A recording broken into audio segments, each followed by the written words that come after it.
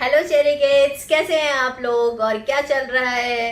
मेरा वेट करते हो ना डेली आने का। मैं भी वेट करती हूँ एक नई स्टोरी सुनाने का। तो आप अपना वेट खत्म करते हैं और स्टोरी शुरू करते हैं।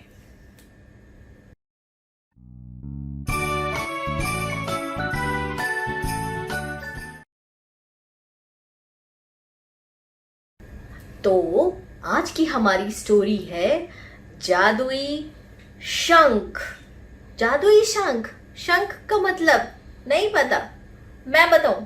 ठीक है, मैं बता देती हूँ। शंख एक इंस्ट्रूमेंट टाइप का होता है। इस इंस्ट्रूमेंट जो हम जब भगवान जी की पूजा होती है ना, तो मंदिर में जो है पंडित जी कहते हैं ओ करके ऐसे, वो वाला शंख। तो वो उस शंख की कहानी है अब आज हमारी, और उसका नाम है जादुई शंख।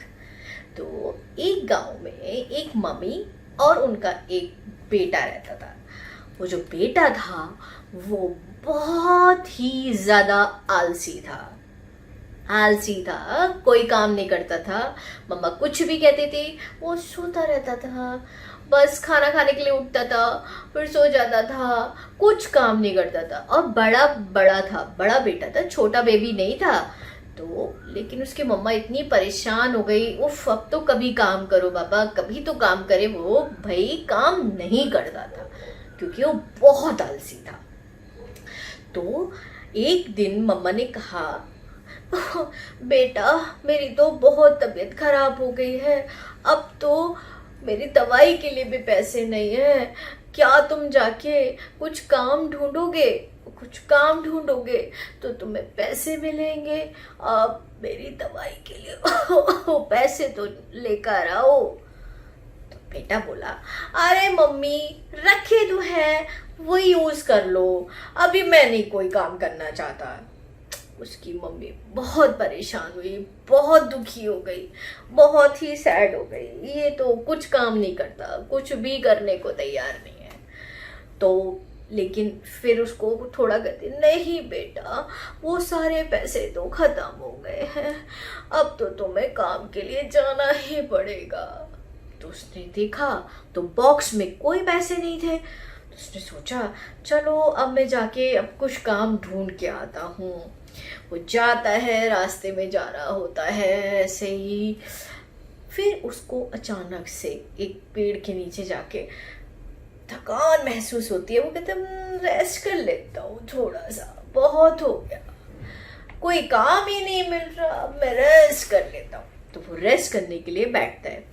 अचानक से कहता है, हे भगवान मुझे तो कोई ऐसा कुछ करो कि बस मुझे कोई काम ना करना पड़े और मेरे पास पैसे ही पैसे हों। तो इतने में आवाज आई, ऐसा ही होगा, ऐसा ही होगा। ये किसने कहा? यहाँ तो कोई नहीं है, फिर कहाँ से आवाज आ रही है?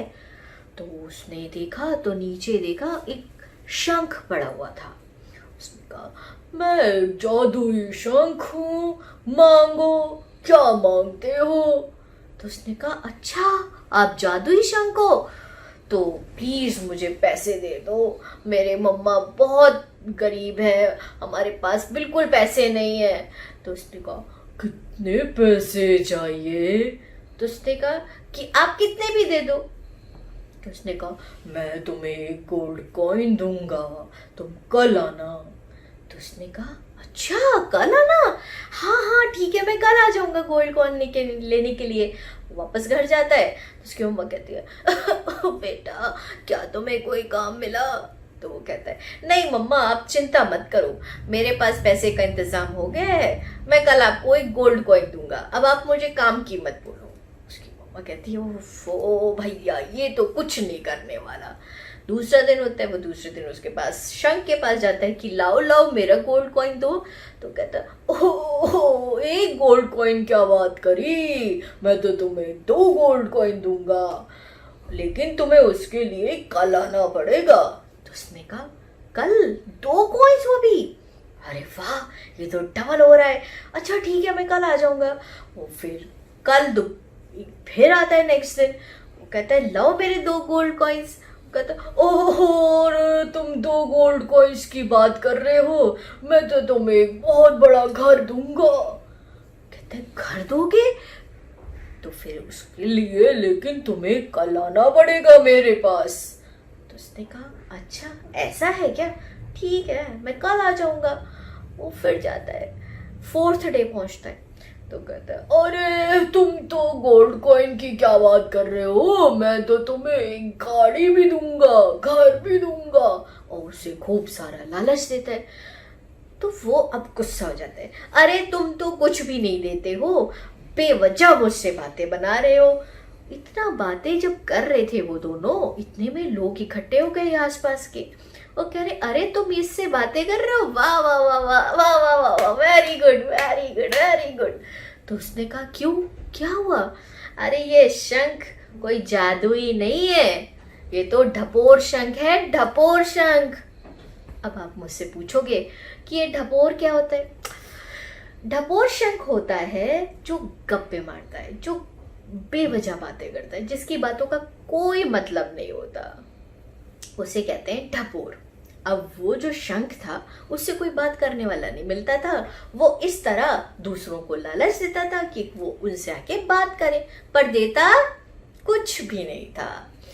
तो अब वो तो बेचारा बड़ा परेशान कि ये तो इस शंख ने मुझे बहुत बुद्धू बनाया, बड़ा ही गंदा शंख है ये तो, ठीक है मैं अपने घर जाता हूँ वापस। लेकिन जब वो घर पहुंचता है तब तक तो सारे पैसे जो खत्म हो चुके होते हैं। उसके मम्मी इतनी परेशान होती हैं कि उन्हें अपना घर बेचना पड़ जाता है एक बड़े आदमी को, जिससे कि उन्हें पैसे मिले, वो खाना बनाए फिर खाना खाएं। तो अब वो परेशान, जब वो देखता है कि अरे बाप रे मेरे आलस की वजह से आज तो मेरा घर भी बिक गया और मेरी मम्मी भी बहुत परेशान है। अब मैं अपने आप से प्रॉमिस करता हूँ मैं कोई आलस नहीं करूँगा, मैं अच्छे से हार्ड वर्क करूँगा और अपना घर मैं वापस लेकर आऊँगा। तो यहाँ पर हमारी स्टोरी हो जाती है खत्म।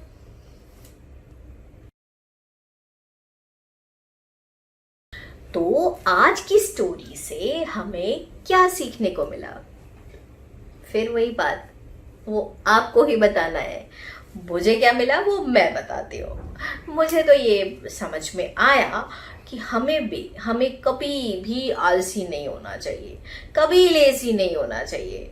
अगर हम और हमें बहुत हार्ड वर्किंग होना चाहिए। जब हम हार्ड वर्किंग होंगे, एग्जाम्स में अच्छे से हार्ड वर्क करके पढ़ेंगे तो हमारे अच्छे रिजल्ट्स आएंगे, ठीक है ना। और अगर हम लेजी हो जाएंगे और पढ़ेंगे नहीं, कुछ मम्मा की काम नहीं करेंगे, डैडी का काम नहीं करेंगे, तो सब लोग हमें प्यार नहीं करेंगे।